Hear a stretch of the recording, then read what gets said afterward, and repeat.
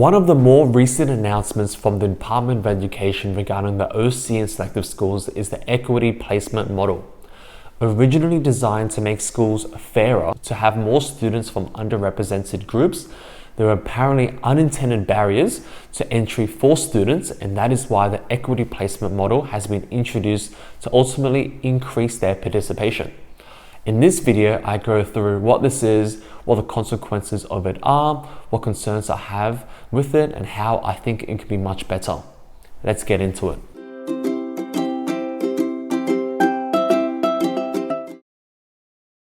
There are 4 key equity groups that the Department of Education wants to incentivize more participation from. Each equity group has a different percentage of places that are held at the school that are reserved for students who are part of that group. Students from low socio-educational advantaged backgrounds make up 10%. Aboriginal students make up 5%, rural and remote students make up 2.5%, and students with disability make up 2.5%. This means 20% of spots are reserved for these equity groups.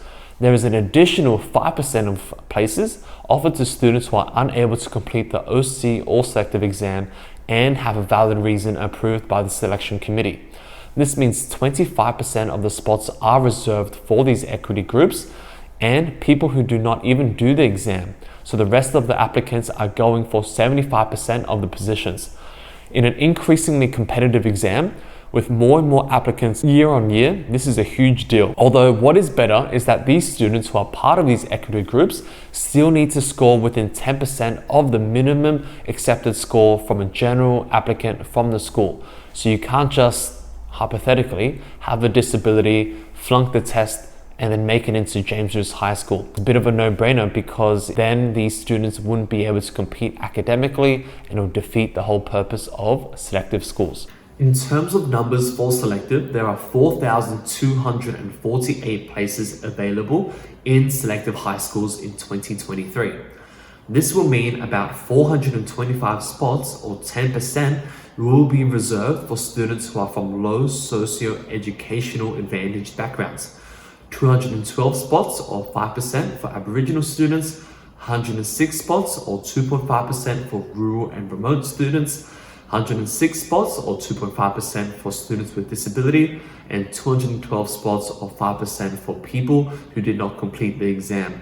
So 1,062 spots are reserved for these equity groups and people who couldn't do the exam, meaning that the students who are not part of these categories will be effectively going for 3,186 spots. In terms of OC, the numbers are as follows. There are 1,840 places available in Year 5 opportunity classes across New South Wales in 2023. This will mean 184 spots, or 10%, will be reserved for students from low socio-educational advantaged backgrounds, 92 spots, or 5%, for Aboriginal students. There'll be 46 spots, or 2.5%, for rural and remote students, and 46 spots, or 2.5%, for students with disability. 92 spots, or 5%, for people who did not complete the exam with a valid excuse that's approved by the selection committee. So 460 spots are reserved, meaning students who are not part of these categories will be left with 1,380 spots. This is even more shocking compared to the selective school, since there are much fewer positions available in OC and it's already more competitive. I will now share my 3 main concerns that I have, as well as my personal opinion on each of these concerns. This is not an attack on the system or anyone in particular, but rather it is important for me to share my thoughts and feedback, considering I did go through the selective school system and attended 2 different selective schools. My initial concern is that the large number of spots reserved for the equity groups. I'm all about making sure things are as fair for all applicants, but selective schools are for the academically gifted, so it's not something where everyone who applies can be winners. There should not be a participation trophy, because if students get in and they're not academically gifted, it will just compromise the entire system of having students in opportunity classes or selective schools in the first place if they can't keep up with some of the other students. I'm not sure how they came up with the different percentages, and I wish there was more clarity and transparency in regards to that. The concern I also have is that the high number of spots that are allocated for low socio-educational advantage backgrounds. 10% of spots are reserved for this equity group, and this is far more than anything else.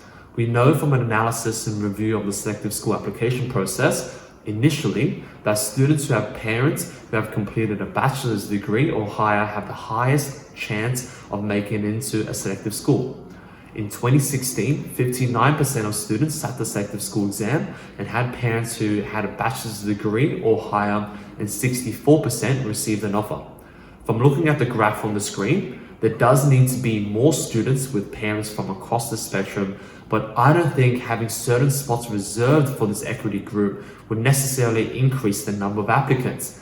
And remember, we're trying to increase their participation, not increase the number of students that actually make it into these schools necessarily.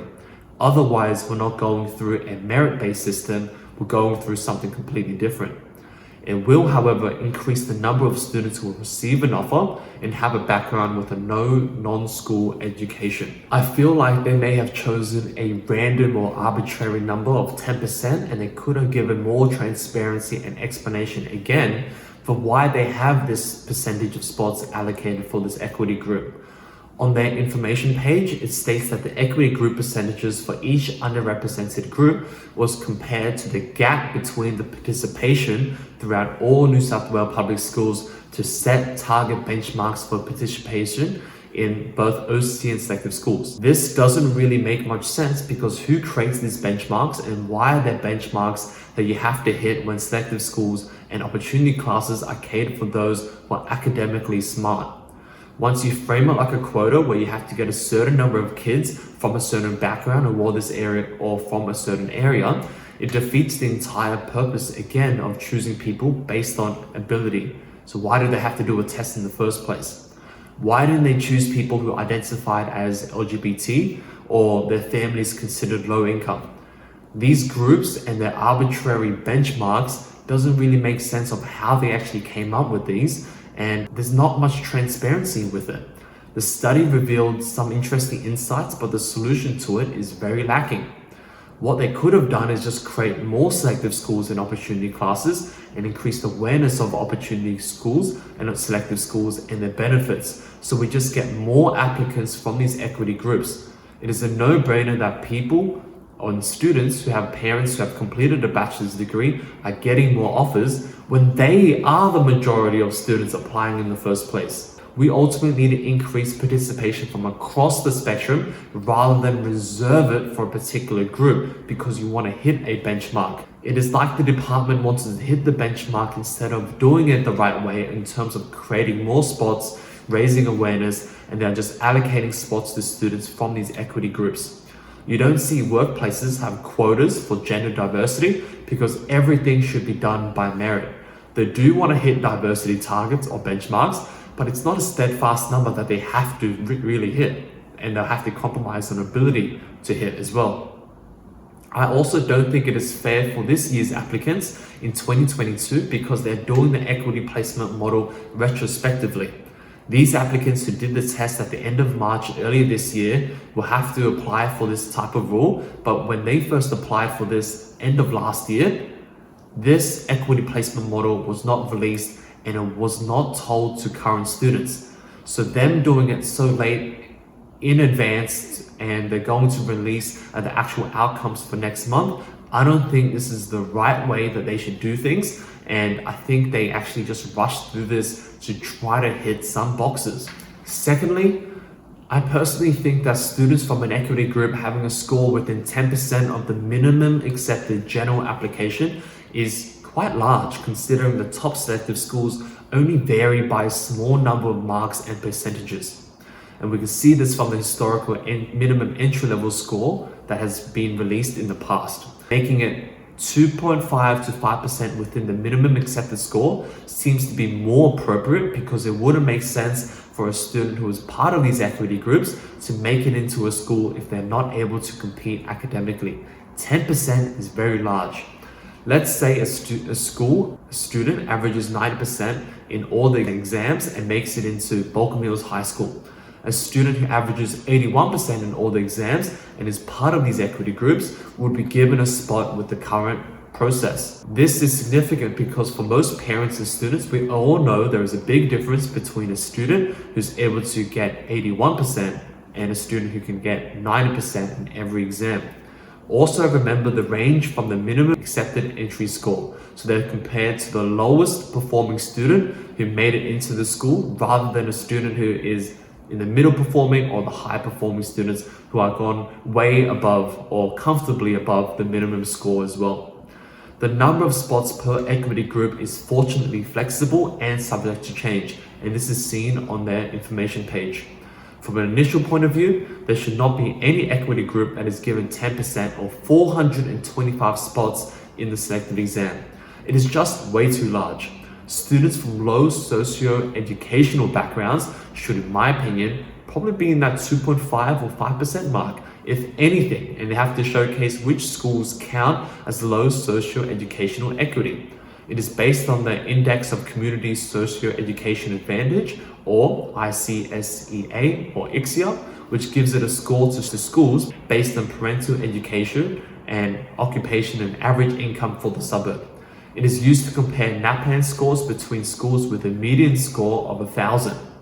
Values from 500 for ICSEA represent schools with extremely disadvantaged student backgrounds, and 1,300 represents schools with extremely advantaged student backgrounds. If we look at the wording of the equity placement model, it states students who attend schools that serve communities with high levels of disadvantage. I mean, any school lower than 900 counts based on the ICSEA. What is the number they're counting for this equity group is there's no information or clarity. I had a look at my primary school that I personally attended back when I was going for the selective school, and it was Mariong Public School, which was below average at 973 ICSEA. When I applied, there were 2 students who made it into selective, myself and another student who went to Bulk Mills. My parents did not have a bachelor's, so would that make me eligible for this, especially considering the ICSEA level at that time as well as right now is below average, or does it need to be even lower than that? I'm not even too sure, because if I had this current system, instead of getting into Penrith High School, I could have actually probably gone into Girraween High School instead. Who knows? You could also see that the school ICSEA percentile was 33, meaning that Mariong Public School was educationally more advantaged, 33% of schools in Australia, but more educationally disadvantaged than 67% of schools in Australia.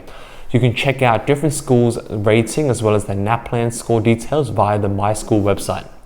If I had to personally guess, the ICSEA value would be one of the defining points for the department to know who was a part of this equity group. However, the review of selective education access shows that it's not fully suitable. Additionally, ICSEA is used for all schools in Australia, but the New South Wales Selective or Opportunity Class exam should only generally be compared to schools in New South Wales. We know that the standard of education in New South Wales is higher than some other states and lower compared to some of the other states. So why are New South Wales schools being compared to all other states to determine socio-educational advantage? Regardless, more clarity and consultation would likely be a better decision and process, as their current solution with the equity placement model seems to have more than just a few flaws in it. Also, on a related note, why are the exact same percentages used for both OC and Selective? The number of applicants and spots available for both are vastly different.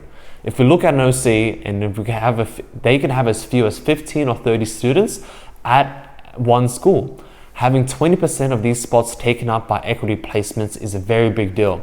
Not saying they shouldn't be given a spot, but I hope you guys get what I'm saying is there's not many spots to even get into in the first place. You have to be very mindful about what should be allocated for OC and Selective. It shouldn't just be a one blanket fits all situation where, all right, we'll have 10% for this and it will be applied for both OC and Selective. It just doesn't fully make sense. And lastly, as parents and students do not need to apply for equity placement, and that data is automatically identified from the application form and other data held by the department, it leads me to believe this could be taken advantage of in the future.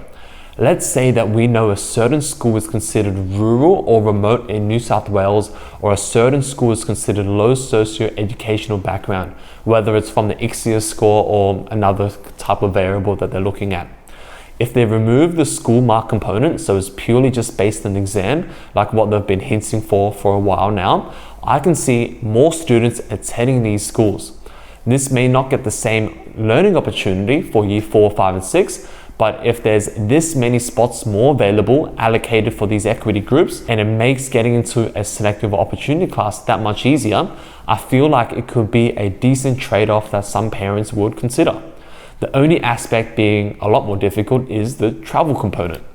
I'm not encouraging this at all, but it's one of the flaws in the equity placement model system that they're proposing today. I see this as a big issue, and although number-wise, you will see many more benchmarks being met and boxes being ticked, the true aspect of diversity is not adequately being met currently. The numbers will not be a true reflection, and it only makes general students have to prepare even harder for this already competitive exam. Or alternatively, parents may do this in year 4. They may make it into an opportunity class and they'll just relocate to where the opportunity class school is and get the benefits there heading into a selective school and just be a general applicant there. As it is part of the application form, they will ask whether your current school is and where you live. So again, it may advantage the parents who are financially more well off and can afford to live in a rural area so they can work remotely, taking advantage of being in that equity group of being in a rural or remote area. Or maybe they'll just join a school with a lower ICSEA value score and try to take advantage of that 10% that's allocated there. In conclusion, I believe the intentions of the equity placement model is valid, although I do have many concerns regarding the current solution and model. If they have given more transparency and information, it would have been better, but it feels like it was very rushed in its execution. I feel like this is a common trait that is plaguing the selective school and opportunity class system, with the amount of changes and short notice changes that are occurring to this exam and to the process, and are giving parents very limited notice, causing stress, and it's obviously not ideal for anyone.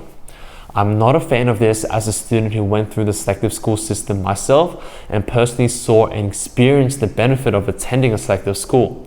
I feel like this system that they're proposing with the equity placement model could, to an extent, compromise my or future students' ability to experience the entire system, and I'm confident I'm not alone in thinking about this.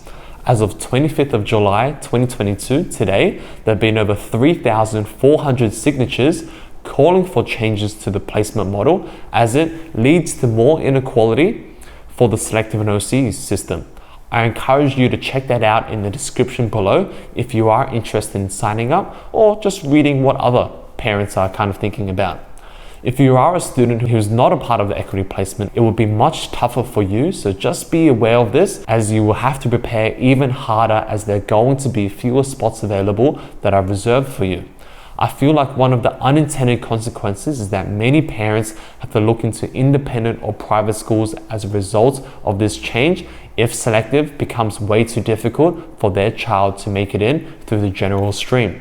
If you like this type of video, make sure to like it, share it to a friend if they think you can benefit from this, subscribe if you haven't already. Thank you guys so much. We've recently reached our 1,000 subscriber milestone, which is awesome. I'm going to continue sharing videos, providing more feedback. I literally read every single comment, so make sure to write down any comments below. But thank you guys for being on this journey. It's been probably about 2 years or so, or maybe a bit less than 2 years since I've started creating and sharing these videos on YouTube, and I'm so glad it's helped so many students and parents.